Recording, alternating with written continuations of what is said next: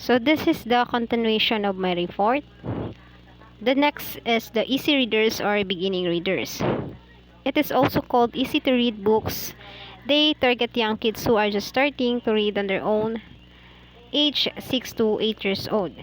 So the structure is still simple and the story is mainly told through dialogue and actions.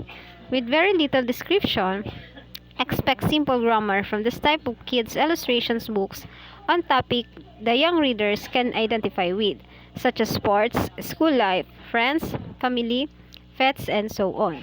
Easy readers books are meant to be passage point from kids' books to more adult books like chapter books. Thus, they are a bit longer in words and pages. Similar to picture story books, illustrations are not crucial anymore. They are present every other page as a way of holding the child's interest. Example of easy readers books is Mac and Cheese by Sarah Wicks. Next is the chapter books.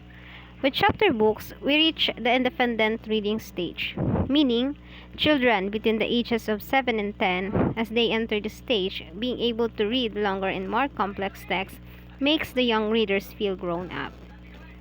So although paragraphs stay short, 2 to 4 lines, chapters have more complicated plot, advanced vocabulary, and complex sentences. Illustrations are optional, and when they do exist, they are scarce and designed in black and white. Some example of chapter books are Amelia Bedelia by Figgy Farish and Unicorn Academy No. 1, Sophia and Rainbow by Julie Sykes. Next is the middle grade novels. The next category of children's books are middle grade novels. These are also regarded as preteens novels, targeted ages are 8 to 12 years old. So the length of these books may vary a lot more than the previous one, however, depending on publishers and genre. They cover a wide range of genres such as speculative fictions and fantasy, historical fiction, science fiction, or non-fiction. Chapters are longer than chapter books, plots are more complex, and themes can be quite sophisticated. We will not encounter subplots, secondary characters, and normally no illustration. Series novels are popular where each follow-up books uses solely the same characters as the previous one.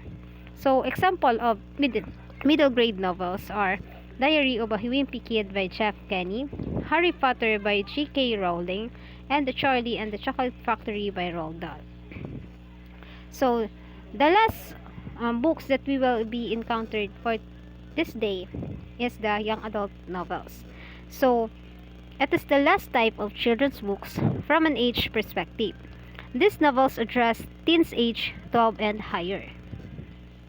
So the main characteristic of young adult novels is that the main characters and most secondary characters are typically teenagers that the reader can identify with or aspire to. So mingled with the main topic before mentioned, the speculative fiction and fantasy, historical fiction, science fiction, and non-fiction. We always find a theme that addresses teen issues such as dating and sexuality, mental health, self-discovery, or darker themes like substance abuse, bullying, or violence.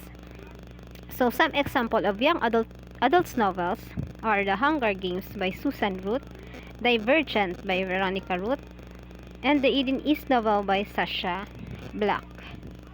So in the enchanting world of the different types of children's books, the options are as diverse as the imaginations they inspire. Whether it's the vibrant allure of feature books or the educational depth of the information literature, each type serves a particular purpose in shaping young minds. So each of the books has a purpose, and they are depends on the age of the children's. So children's books are classified based on various factors, including age group, genre, and reading level. The distinct formats such as board books, picture books, chapter books, and young adult novels each cater to specific age ranges and developmental stages of young readers. These classifications help readers, educators, and parents identify suitable reading materials that align with children's cognitive and emotional needs. So that will be the end of my report. Hope you learned something. Thank you for listening.